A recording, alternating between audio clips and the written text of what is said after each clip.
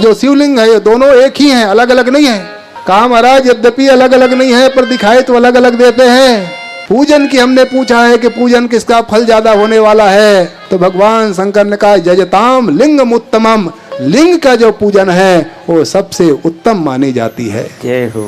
मूर्ति पूजन से भी ज्यादा शिवलिंग की आराधना सबसे ज्यादा उत्तम है, क्योंकि शिवलिंग में संसार के जितने देवता हैं, लिंग मध्य जगत सर्वम सचराचर, जो संसार के जितने देवता हैं वो लिंग के मध्य में निवास करते हैं, और जो लिंग की पूजन कर लेता है वो सारे देवी देवताओं का पूजन कर लेता है।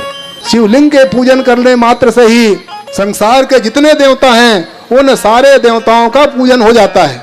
इसलिए शिवलिंग का जो पूजन है वो शिवलिंग का पूजन सबसे उत्तम मानी जाती है। इसलिए शिवलिंग का पूजन आपको करना चाहिए, वो सब कुछ प्रदान करने वाला है। उन्होंने कहा महाराज बहुत अच्छा है, शिवलिंग का पूजन हम करेंगे, पर ये बताइए कि शिवलिंग की जो स्थापना हमको पूजन करें कि बिना स्थापना के पूजन करें, और शिवलिंग की स्थापना करें तो कितना बड़ा शिवलिंग रखें, कैसे कैसे शिवलिंग की आराधना करें, और स्थापना भी करें तो कहाँ करना चाहिए स्थापना शिवलिंग की, ये कृपा करके आप बता दो। कथम लिंगम प्रतिष्ठाप्यम कथम वा तस्य लक्षणम, ये शिवलिंग का लक्षण क्या होना चाहिए, कितना बड़ा होना चाहिए, कितने बड़े शिवलिंग की पूजन करें, बड़ा करें कि छोटा करें, स्थापना करें तो कहाँ करें। कथम वा तत्संभर्च्यम देशे काले चके नहीं, किस काल में किस देश में कहाँ होना चाहिए। सूत जी ने कहा कि इनके बारे में भी हमारे गुरु जी ने बताया है, वो हम आपको बता रहे हैं कि आपको ताकि पुण्य फल की प्राप्ति हो जाए, पूर्ण फल आपको मिले। उन्होंने कहा कि अनुकूले शुभे काले पुण्य तीर्थे तटे तथा, कहा सबसे पहले शिवलिंग स्थापना करने के लिए अनुकूल शुभ मुहूर्त होना चाहिए। अपने अनुकूल आप मुहूर्त नहीं निकाल सकते, वो मुहूर्त पंचांगों में दिया हुआ है, शोधन करके शास्त्रों में दिया गया है। ज्योतिष की गणना करने के बाद ग्रह वार तिथि नक्षत्र ये सब निकाल करके शुभ मुहूर्त बनाए हैं। ऐसे नहीं कि मनमाना ढंग से जब चाहो तब स्थापना कर दो जी, जहां चाहो वहां स्थापना कर दो। इससे करने से उसमें प्रेत बाधा आ जाती है, उसके करने से दुख की प्राप्ति होती है, उसके करने से हानि होने लगता है। यही बात तो मूर्ति के स्थापना के संबंध में शंकराचार्य जी भगवानों ने उठाया था। जब अयोध्या में जब पूजन का समय जब आने लगा तो जिस समय मुहूर्त नहीं था उसी मुहूर्त में अंग्रेजी तारीख के अनुसार लोग करने लगे थे, अमुक दिन, यही ना जी। और मंदिर पूर्ण भी मंदिर भी पूर्ण नहीं हुआ था, अपूर्ण मंदिर में प्रतिष्ठा नहीं होती, उससे तरह तरह के बाधाएं उत्पन्न होती हैं। तब शंकराचार्य जी महाराज जी ने विरोध किया था कि अभी मंदिर पूर्ण नहीं हुआ है, इतनी क्या जल्दबाजी है। जिनके लिए 500 साल लग गया, कितने बलिदानियों ने अपनी बलिदानी दे दी, भक्तों ने आहुति अपनी आप चढ़ा दी। 500 साल अगर प्रतीक्षा कर सकते हैं तो महीने 2 महीने में मुहूर्त तो आ ही जाएगा। अब जब मुहूर्त आएगा तो शुभ मुहूर्त में कर लेना क्या फर्क पड़ता है, कोई दूसरा थोड़े सरे लूटने वाला है। और परिणाम में हुआ कि उनकी स्थापना की और तरह तरह के फिर हानि झेलना पड़ा। बंधु, इसीलिए शुभ काल शुभ मुहूर्त देख करके मनमाना ढंग से कोई स्थापना नहीं हो सकती। इसीलिए हर गांव में आचार्यों की व्यवस्था है, कोई ऐसा गांव नहीं जहाँ का पुरोहित ना हो। आप पुरोहित से पूछ लीजिए, पुरोहित पंचांग देखेगा, उनको पता नहीं होगा तो अपने बड़े से पूछ लेगा और पूछ करके बता देगा कि कब आपको स्थापना करनी है कब नहीं करनी है। इसलिए मुहूर्त के अनुसार करने से फल की प्राप्ति होती है, और अगर मुहूर्त के अनुसार ना करोगे तो आपको दुख होगा। भगवान राम को जब वनवास जब हुआ ना तो ऐसे मुहूर्त में निकले थे भगवान राम कि उनकी बात कोई नहीं मानता। जी जी। ऐसे मुहूर्त में निकले थे कि उनका बात ही कोई। तो जब केवट के पास जब खड़े थे राम जी और नाव मंगा रहे थे, मांगी नाव न केवट आना जी, मांग रहे थे कि लालो निषाद राज। अब वो टाल मटोल कर रहे थे तो भगवान को देख करके लक्ष्मण जी हंसने लगे। अब हंसने हुए कहा महाराज क्या बताएं, लक्ष्मण को देखकर सीता हंसने लगी। राम जी ने पूछा भाई क्यों हंस रहे हो, हमारे दुखों पर हंसी आ रही है, हंस क्यों रहे हो। कहा महाराज आपके ऊपर नहीं, आपके भक्तों पर हंसी आ रही है। हमारे भक्तों पर क्या हंसी आ रही है, आपके ऐसे भक्त हैं, आप कहते हो कि मेरा परम मित्र है, अभी वही तो कथा उनकी सुने हैं, वो परम मित्र है, आपका बड़ा भक्त है, पर आपकी बात नहीं मान रहा है। कब से आप कह रहे हो कि नाव लाओ, वो टाल मटोल कर रहा है। तब भगवान राम ने बताया लखनलाल को, लखनलाल ये भक्त का गलती नहीं है, क्या तब ये मुहूर्त की गलती है। जी जिस मुहूर्त में हम छोड़ करके निकले हैं उस मुहूर्त का, ऐसा मुहूर्त का वो प्रभाव है कि हमारी बात कोई मानने वाला नहीं। लखनलाल ने कहा महाराज आपकी बात ना माने कैसे बात करते हो। राम जी ने कहा लखनलाल तुम ये बताओ तुम मेरे भक्त हो कि नहीं। कहा महाराज परम भक्त हूँ, सब कुछ छोड़ करके, माता पिता पत्नी छोड़ करके मैं आपके साथ चला हूँ जंगल में। लखनलाल आप बताओ आपको मैंने कितने बार मना किया कि लखनलाल मेरे साथ मत जाओ, माता पिता की सेवा करो। भरत भी नहीं है, शत्रुघ्न भी नहीं है, हाहाकार इस समय मचा हुआ है, मेरे जाने के बाद निष्प्राण अयोध्या हो जाएगा, क्योंकि अवध वही है, अवध तहाँ जहाँ राम निवासु, जहाँ राम का निवास होता है वहीं अवध होता है। मेरे निकलने के बाद यहाँ की स्थिति बहुत खराब हो जाएगी। पर लखनलाल तुम मेरी बात माने। कहा नहीं माना। सीता जी से पूछा तुम हंस रही हो, तुमसे मैंने कितनी बार कहा तुम राजरानी हो, कभी जंगल का दुख तुमने सहा नहीं, जंगल में रही नहीं, बड़े बड़े शेर व्याघ्र हैं, बड़े बड़े दैत्य हैं, तुम रह जाओ घर में, माता पिता सास ससुर की सेवा करो। सीता तुमने बात माना। सीता जी ने कहा नहीं माना। तभी मैं समझ गया था कि मुहूर्त ठीक नहीं है। और अंतिम तक के राम जी की बात किसी ने नहीं मानी, ना लखन ने मानी, न सीता ने माना, पिताजी माने, निषाद राज नहीं माने, विभीषण जी को तो समझा बुझा के हनुमान जी ने ला लिया, इसीलिए रावण ने नहीं माना। जितने आप प्रसंग पाएंगे किसी ने उनकी अंत तक के बात नहीं मानी, क्योंकि मुहूर्त का प्रभाव हमेशा बना रहता है। इसलिए शुभ मुहूर्त में कभी कभी बड़े विद्वानों से भी अपराध हो जाता है। वैसे अपराध रावण के साथ हो गया। रावण बहुत बड़ा ज्योतिषी था, रावण संहिता लिखी हुई है, पर जब सीता जी का हरण किया तो उस समय ऐसा मुहूर्त था, जल्दबाजी में रावण देख नहीं पाया। उस समय का ऐसा मुहूर्त था कि खोई हुई वस्तु मिल जाती है और जो चोरी करता है उनका मृत्यु हो जाता है। जी ऐसा मुहूर्त था जिस समय सीता का हरण हुआ। ऐसा मुहूर्त उस समय था और जल्दबाजी में रावण देख नहीं पाया और न देखने के कारण उस सीता का हरण कर लिया और परिणाम हुआ खोई हुई सीता जी मिल गई और जो चोरी करने वाले रावण मारा गया। ये तो बड़ा विद्वान था, वो चाहता तो ऐसे मुहूर्त में चोरी करता कि मिलता ही नहीं। क्योंकि हमारे यहाँ मुहूर्त जब कोई चीज़ खोता है तो लोग जाते हैं बिचरवाने के लिए, महाराज विचार कर दो ये वस्तु मिलेगा कि नहीं मिलेगा। अब विचार करने वाले विचारते हैं कि अमुक अमुक तिथि में, अमुक नक्षत्र में, अमुक योग में गया है, ये अमुक दिशा में है, या अमुक वस्तु मिल जाएगी, या कह देते हैं कि खोई हुई वस्तु नहीं मिलेगी। तो मुहूर्त के जानकार रावण जब चोरी करने गया तो उनको मुहूर्त देख करके जाना चाहिए था, पर इतने जल्दबाजी में था क्योंकि जब विपत्ति जब आने वाली होती है उस समय बुद्धि मारी जाती है, विचार नहीं आता लोगों को। रावण विचार नहीं किया, परिणाम हुआ कि मारा गया और खोई हुई वस्तु मिल गई। इसलिए विचार कर लेना चाहिए।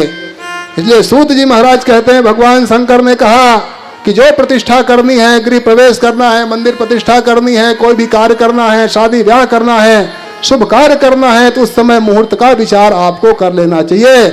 शुभ लग्न शुभ घड़ी देख लेना चाहिए।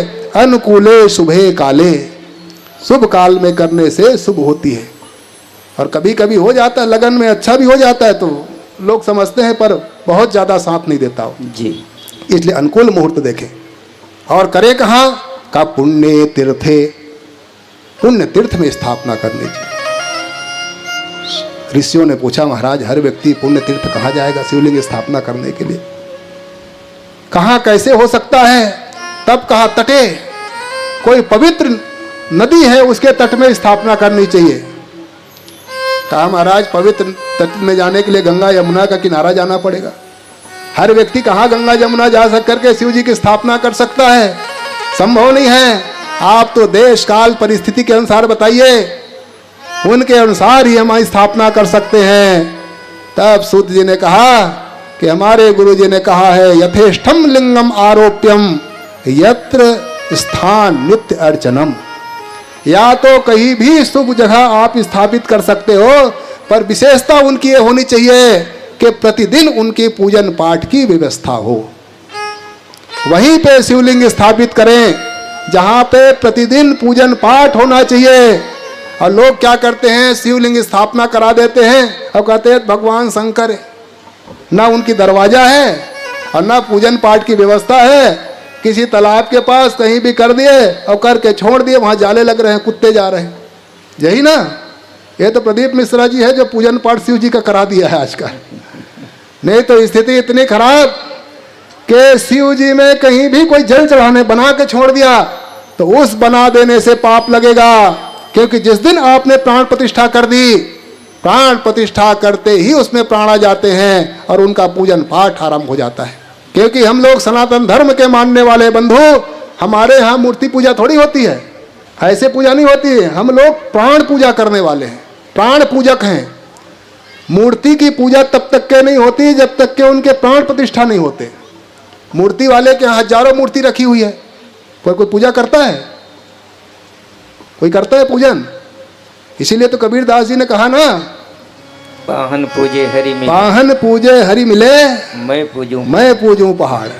ये लोग गलत अर्थ लगाते हैं, मूर्ति पूजन का खंडन करते हैं वो लोग कहते हैं मुझे मूर्ति पूजन करने से क्या भगवान मिलेंगे? अगर मूर्ति पूजन से भगवान मिलते तो हम पहाड़ की पूजन कर लेते। ये अर्थ उनका नहीं था। उनका ये अर्थ था केवल निष्प्राण अगर पहाड़ की आप करोगे, मूर्ति पत्थर की पूजा करोगे तो हरि नहीं मिलेंगे, उसमें प्राण प्रतिष्ठा करनी पड़ती है। इसलिए हमारे यहाँ सनातन धर्म का नियम है कि पहले प्राण प्रतिष्ठा की जाती है और जिस दिन से प्राण प्रतिष्ठा होते हैं उस दिन से पूजनीय अभिनंदनीय होता है। नहीं तो हजारों मूर्तियां रखी हुई हैं मूर्ति घर में, कोई पूजन नहीं करता। इसलिए प्राण प्रतिष्ठा की आवश्यकता है और जिस समय प्राण प्रतिष्ठा हो जाती है उसी समय फिर प्राण आता है तभी तो भूख लगेगा, प्यास, शयन, नींद सब होने लगेगा। इसीलिए समय से भोग, समय से आरती, समय से जागरण सब समय से करना पड़ता है। और अगर आपने स्थापना कर ली और ऐसे ही खुला छोड़ दिया तो आपको बहुत पाप लगने वाला है। या तो मत करो और करते हो तो विधिवत उनका व्यवस्था करो। इसीलिए पहले जब मंदिर आदि बनाते थे तो जमीन आदि चढ़ाते थे या इतनी एवज में दे देते थे तो उनकी ब्याज से ही लोग पूजन पाठ करते रहे। मंदिर बनाना सरल है पर आजीवन उनका पूजन पाठ करना बहुत कठिन है बंधो।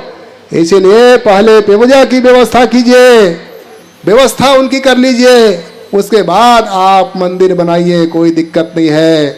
इसीलिए शिव पुराण में कहा गया कि आप जहाँ चाहे लिंग की स्थापना करिए पर स्थान नित्यम अर्चनम, वहाँ प्रतिदिन पूजन पाठ की व्यवस्था होनी चाहिए। इसका जरूर ध्यान रखिए, तभी आप मंदिर स्थापना करिए। इतने सारे मंदिर बना लेने से क्या लाभ? बड़े बड़े मंदिरों में पूजन नहीं हो रहा है। इसीलिए तो शंकराचार्य भगवान ने जो 1.25 लाख शिवलिंग की स्थापना कर रहे हैं ना, इसी बात को लेकर के, क्योंकि बहुत लोगों की इच्छा रहती है कि हम भी मंदिर बनाएं पर पूजन पाठ की व्यवस्था नहीं हो पाती, या तो पुजारी नहीं मिलते और यदि पुजारी मिलते हैं तो उनका पारितोषिक हम नहीं दे पाते। हम लोग कहेंगे 1000 रुपये दे करके महीने भर पूजन करो तो पुजारी का चलेगा? अरे कम से कम 10-15 हज़ार 20 हज़ार रुपया चाहिए। उनके भी बच्चे हैं, पढ़ेंगे, वो भी उनको खाने पीने की आवश्यकता है, गृह कार्य उनके पास भी है। 1000 रुपया में कैसे चलेगा? इसलिए उनको पारितोषिक उनके कम से कम घर गृहस्थी चल जाए इतना देना पड़ेगा। तो आपके पास उतनी कुवत नहीं है कि आप दे पाओ, उतनी कमाई नहीं है, इसलिए हम दे नहीं पाएंगे। अब कम में वो नहीं, पुजारी नहीं मिलेंगे, इन कारणों से मंदिर की पूजा नहीं हो पाती। इसलिए पूज्य शंकराचार्य भगवान ने कहा है जो 1.25 लाख शिवलिंग की स्थापना हो रही है, जिनकी इच्छा है वो वहाँ स्थापना कर सकता है ताकि उनका पूजन पाठ शंकराचार्य जी की परंपरा से सदा होता रहेगा और उनका आशीर्वाद उस व्यक्ति को मिलता रहेगा। उतनी व्यवस्था कर रहे हैं। और नदी के किनारे करना चाहिए, इसलिए शिवगंगा का किनारा है। संतों के सानिध्य में होना चाहिए तो शंकराचार्य जी जैसे संत का सानिध्य है। तीर्थ में होना चाहिए तो महान तीर्थ की स्थापना हो रही है। तो सब दृष्टि से वहाँ आप एक एक शिवलिंग की स्थापना कर सकते हैं और बहुत बड़ी राशि भी नहीं है जी। 5100। एक तुलसी के चौरा बनाओगे तो 5100 में नहीं होगा। एक दिन अभिषेक पूजन कराओगे तो 5100 में नहीं होने वाला। 5100 तो जोड़ने की राशि है केवल। आजीवन उनका पूजन पाठ कौन करेगा बताओ 5100 में? वो तो जोड़ने के लिए कि आपका श्रद्धा वहाँ जुड़ जाए और जुड़ करके, क्योंकि 1.25 लाख बनी रहा है, आप भी उससे जुड़ करके अपनी पूजन पाठ आप करा सकते हो। इसीलिए पूज्य शंकराचार्य भगवान ने ये प्रकल्प रखा है कि आप चाहो तो वहाँ करा करके, इसीलिए 1.25 लाख शिवलिंग के वहाँ स्थापना हो रही है। श्री संतों ने पूछा महाराज ये जो शिवलिंग हो रहा है ये शिवलिंग कैसे स्थापना करनी है? तब उन्होंने कहा 2 तरह की स्थापना होती है। एक स्थापना होता है चरे विशेषते सूक्ष्म स्थावरे स्थूल में, वही 2 तरह की स्थापना होती है, एक चल स्थापना, दूसरा अचल स्थापना। जो अचल स्थापना वो मंदिर में करना चाहिए, अचल स्थापना वो घर में करना चाहिए जी। घर में चल स्थापना होती है, घर में अचल नहीं करना चाहिए, क्योंकि सूतक पातक लगेगा, कभी आपको बाहर जाना पड़ेगा, फिर कौन पूजन करेगा वहाँ। बहुत लोग करा लिए हैं शुरू में, अब गांव छोड़ के चले गए। अब जब गांव छोड़ के आप चले गए तो उनकी पूजन कौन करेगा। बहुत लोग मंदिर बनाए अपने अपने घर में, और बना करके ऐसा समय देश काल परिस्थिति आई, गांव छोड़ना पड़ गया। अब जब गांव छोड़ दिए, उनका पूजन कौन करेगा। और जिसको पूजन करने के दोगे वो करेगा कि नहीं करेगा। आपने मकान भी बेच दिया तो क्या गारंटी है कि आपका जो मकान खरीदा है वो पूजन करेगा। अब फिर आपको बहुत पाप लग सकता है। इसलिए घर में हमेशा चल प्रतिष्ठा करनी चाहिए कि आप जहाँ जाए वहाँ उठा करके उसको ले जाएं, और जहाँ हो वहीं आप पूजन पाठ करते रहो और भगवान का आशीर्वाद लेते रहो आप जी। सूतक पातक अगर लगे तो किसी पुजारी को दे दो, मंदिर में दे दो, किसी और को दे दो, उनका पूजन पाठ होता रहे। और जब आप शुद्ध पवित्र हो तो फिर अपने घर उनको कुछ दक्षिणा दे करके आप फिर अपने घर में ला करके पूजन पाठ कीजिए। इसलिए चल प्रतिष्ठा जो होती है वो घर में होती है, और मंदिर में अचल प्रतिष्ठा करनी चाहिए। और कितना बड़ा लिंग हो करना है जी। तो उन्होंने बताया कि लिंगम पीठम चरेत्वेकम लिंगम बाणकृतम विना लिंगम प्रमाणम कर्तिराम द्वादशांगुलमत्तम। कहा कितना बड़ा होना चाहिए। तो पहले तो बताया जिस पत्थर का शिवलिंग बना रहे हैं उसी का उनका पीठ होना चाहिए। जो पीठ होता है उसी का होना चाहिए, अलग पत्थर का ना हो। कहा महाराज अलग पत्थर का नहीं होगा तो बहुत जगह तो देखने में आते हैं शिवलिंग अलग है और पत्थर अलग है, जो पीठ है उनका वो साक्षात अम्बा माना जाता है। तो कहा ये बाण लिंग के लिए केवल छूट है, बाण लिंगम बाण कृतम बिना, बाण लिंग के लिए छूट है, बाकी उसी पत्थर का ही बनाना चाहिए जिस पत्थर से शिवलिंग बना हुआ है। और कितना बड़ा हो कि लिंग प्रमाणम कर्तिडाम द्वादशांगुलमद्भुतम। जो करता है स्थापना करने वाले उनके 12 अंगुल होना चाहिए। 12 अंगुल का शिवलिंग आप स्थापित करें, अगर आप प्राइवेट स्थापित कराना चाहते हैं तो जी। 12 अंगुल।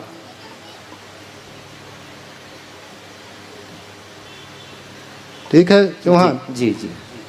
12 अंगुल से अगर छोटे करोगे तो कम फल देने वाला, और बड़ा करोगे तो अधिक, परंतु वो विशेष जो सार्वजनिक है वो उस स्थान में करना चाहिए। न्यूनम चेत फलम अल्पम स्याद अधिकम चैव दृश्यते। ऐसा प्रमाण बताया गया है कि इस तरह से आपको शिवलिंग की स्थापना करनी चाहिए।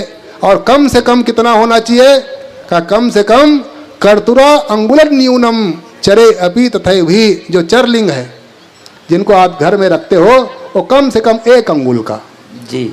1 अंगुल के बराबर, उससे छोटा नहीं जी। अंतिम 1 अंगुल के बराबर आप शिवलिंग चर रूप में आप रख करके आपको पूजन करना चाहिए। इस तरह से उनका विधान बताया गया। और जो पीठ है वो साक्षात पीठम अम्बामयम सर्वम शिवलिंगम च चिन्मयम। जो उनके पीठ है जिसको जलहरी कहते हैं वो साक्षात भगवती जगदम्बा का स्वरूप है। इसलिए उस पीठ में अम्बा की पूजन करना चाहिए, भगवती की पूजन करना चाहिए, और ऊपर शिवलिंग का पूजन करना चाहिए। शिवलिंग के जो 3 भाग होते हैं उसके मूले ब्रह्मा, मूल में ब्रह्मा जी की पूजन होती है, मध्य विष्णु, मध्य में विष्णु जी की आराधना होती है, और ऊपर में सदा शिव विराजते हैं। और जो शिवलिंग का आराधना पूजन कर लेता है उनके आराधना करने से ही सारे संसार के देवी देवताओं का पूजन हो जाता है। इसलिए शिवलिंग का पूजन सबसे महत्वपूर्ण कलयुग में मानी गई है। ये भगवान शंकर ने उन देवताओं को कहा।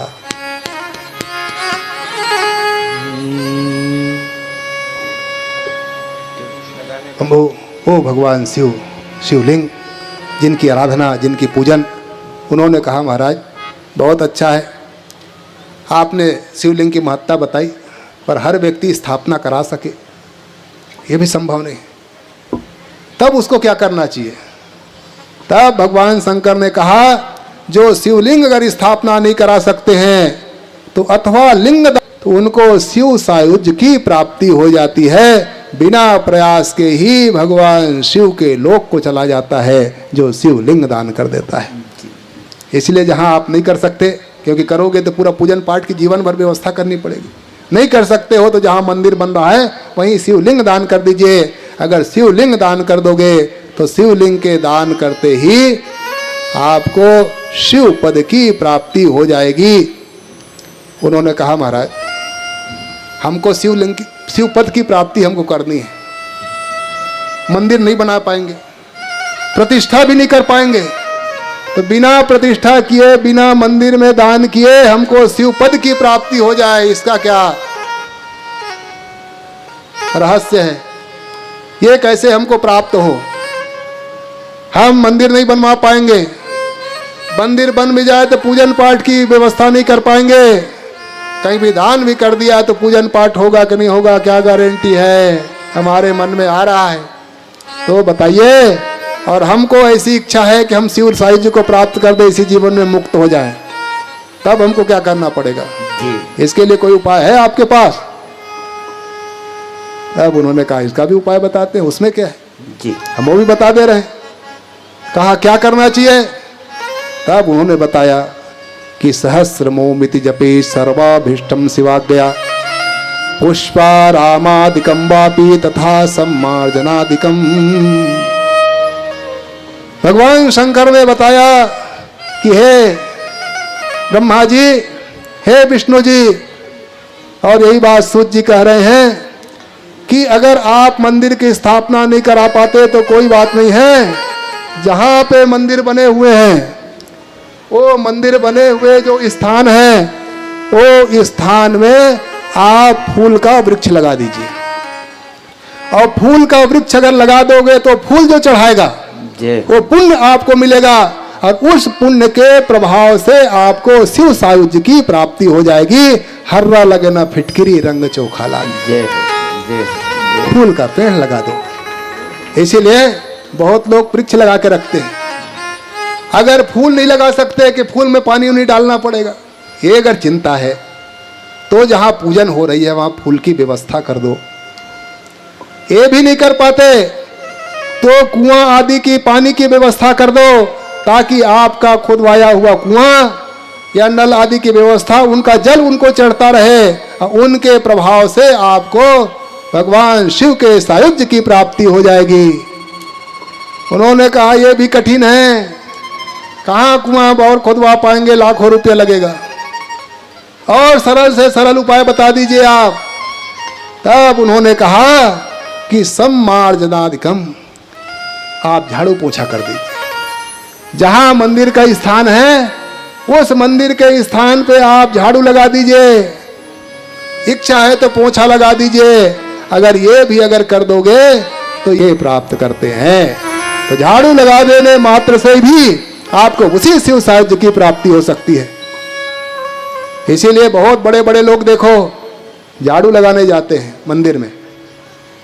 हम लोगों को शर्म भले आए, परंतु बड़े बड़े लोग झाड़ू लेकर के, अब फोटो में दिखवाने के लिए अलग बात है कि नेता लोग झाड़ू लगाते हैं, जी, जी, जी, जी। वो अलग झाड़ू। मंदिर में आपको अपने सम्मान को छोड़ करके, अभिमान को छोड़ करके आप मंदिर में झाड़ू लगाओगे तो वही फल की प्राप्ति आपको हो जाएगी। कहा कितने दूर सफाई करना चाहिए, कितने दूरी तक के होना चाहिए। तब उनको बताया कि कई तरह के शिवलिंग हैं। कुछ ऐसे शिवलिंग हैं जो मनुष्यों के द्वारा स्थापित हैं, कुछ ऐसे शिवलिंग हैं जो देवताओं के द्वारा स्थापित हैं, कुछ ऐसे शिवलिंग हैं जो स्वयंभू हैं, कुछ लोग ऋषियों के द्वारा स्थापित हैं। तो उनका अलग अलग प्रमाण बताया। कहाँ तक के वो मंदिर पुण्य क्षेत्र माना जाता है, उतने पुण्य क्षेत्र की सफाई आपको करनी चाहिए, उतने में गंदगी नहीं करनी चाहिए। कहा कहाँ तक के शिव क्षेत्रे तथा वासम नित्य कुर्याच भक्तितः, नित्य भक्ति पूर्वक उस पुण्य क्षेत्र की आपको आराधना करनी चाहिए।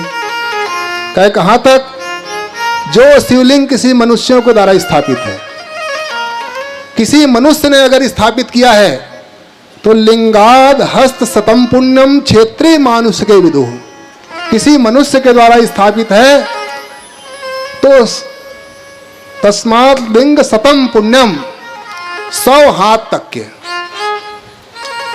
100 हाथ की दूरी जो है वो पुण्य क्षेत्र माना जाता है। जी उस पुण्य क्षेत्र में कभी भी गंदगी नहीं करनी चाहिए, वहां हमेशा पवित्रता का ध्यान रखना चाहिए।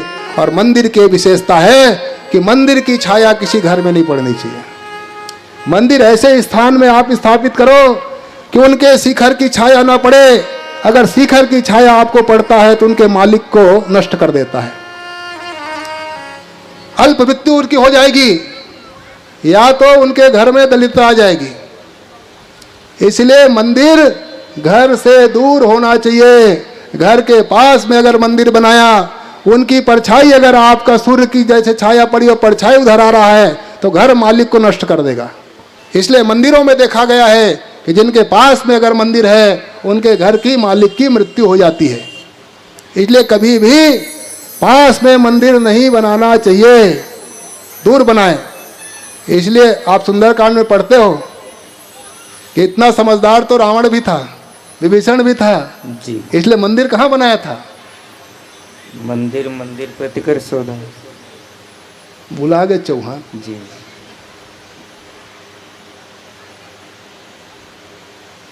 रामायुध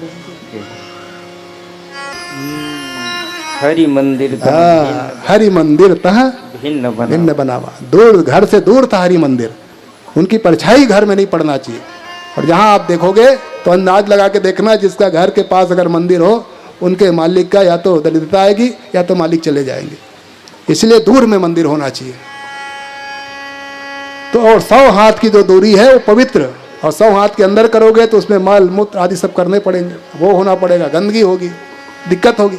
इसलिए 100 हाथ की जो दूरी है वो पुण्य क्षेत्र माना जाता है। और सहस्राति मात्रम तो पुण्य क्षेत्र तथार सके। अगर शिवलिंग ऋषियों के द्वारा अगर स्थापित पवित्र क्षेत्र माना जाता है, उस पवित्र क्षेत्र की पवित्रता रखना हमारा परम कर्तव्य हो जाता है। पवित्र वहां के साफ सफाई आप करते रहे तो शिवलोक की प्राप्ति होगी। और वहां गंदगी अगर मचाओगे तो नारकी जीवन जीना पड़ जाएगा। दैवलिंगे तथा गेयम शंभु शिवलिंग है। धनुष प्रमाणम सहस्रम पुण्यम क्षेत्रे स्वयंभू। और जो स्वयंभू शिवलिंग है वो 4 की अगर साफ सफाई आप करते रहें तो भी आपको शिव सायुज्य की प्राप्ति हो जाएगी। उतने में आप गंदगी आदि ना करें